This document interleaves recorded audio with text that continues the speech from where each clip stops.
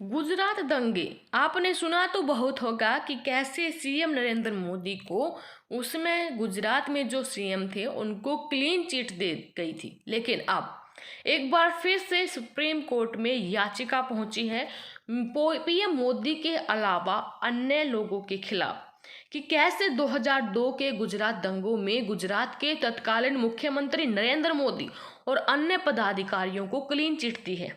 और ये चुनौती दी गई है एक 80 वर्ष की विधवा के द्वारा, जिन्होंने गुजरात दंगों में अपने पति को खोया था और अब वो सबूत लेकर सुप्रीम कोर्ट पहुंची है।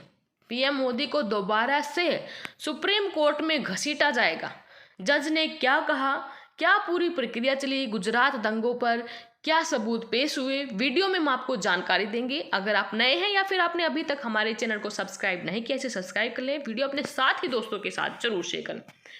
तो अगर आप भी मानते हैं कि गुजरात दंगों की सुनवाई फिर से हो और दोषी को सजा मिले तो वीडियो के कमेंट बॉक्स में अपनी राय जरूर दें। चलिए दोस्तों, ज़्यादा वक्त न गवाते स्टार्ट करते हैं आज की हमारी वीडियो। दोस्तों, सुप्रीम कोर्ट में 2002 के गुजरात दंगों में गुजरात के तत्कालीन मुख्यमंत्री नरेंद्र मोदी और अन्य उच्च पदाधिकारियों को क्लीन चिट देने वाली एसआईटी रिपोर्ट को चुनौती देने वाली जकिया एहसान जाफरी की याचिका पर सुनवाई फिर से हुई है।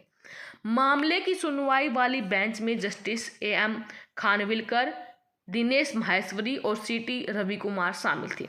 याचिकाकर्ता की ओर से वरिष्ठ अधिवक्ता कपिल सिब्बल पैरवी कर रहे हैं।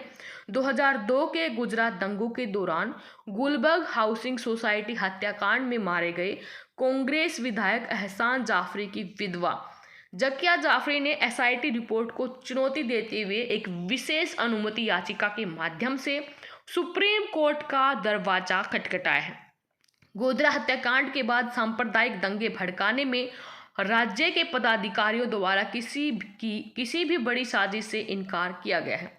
कपिल सिब्बल ने कहा कि हमने सुविधा संबंधी शिकायत दर्ज की है और 3 खंड भी जमा किए हैं।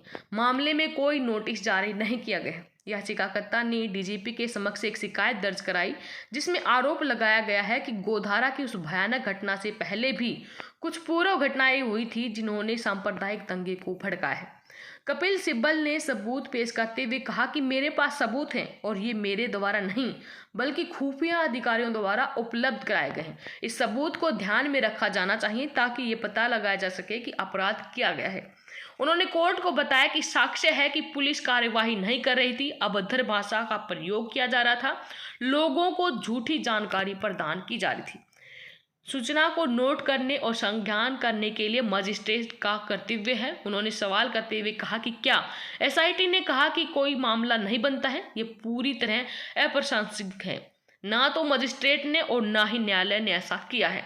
सीनियर एडवोकेट सिब्बल आगे तारीखें बताते हुए उन्होंने बताया कि 9 जनवरी 2010 को सुप्रीम कोर्ट ने अपने आदेश में रिकॉर्ड किया कि मामले की जटिलता और गंभीरता को देखते हुए बड़ी संख्या में गवाहों की जांच की जानी है और राज्य सरकार से बड़ी संख्या में दस्तावेज प्राप्त किए जाने हैं।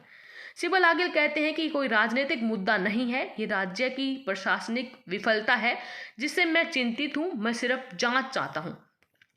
कपिल सिब्बल ने कहा कि जब ये सारी सामग्री शिकायत के आधार पर एकत्रित की गई थी, ये गुलबर्ग तक ही सीमित नहीं था। शिकायतकर्ता गुलबर्ग का रहने वाला था, इसलिए वहां भेजा गया।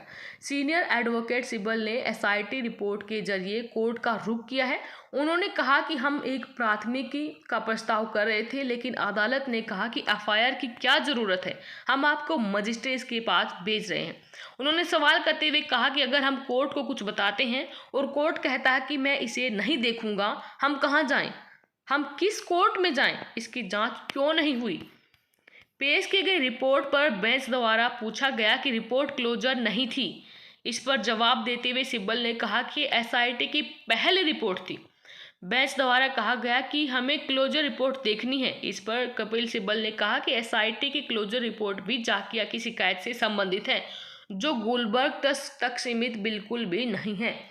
कपिल सिब्बल ने बेंच से कहा कि हम अगले दिन क्लोजर रिपोर्ट के साथ शुरू करेंगे। इस मामले की अगली सुनवाई कोर्ट में बुधवार 26 अक्टूबर को भी जारी रखेगी। तो एक बार फिर से गुजरात दंगों की जांच होगी।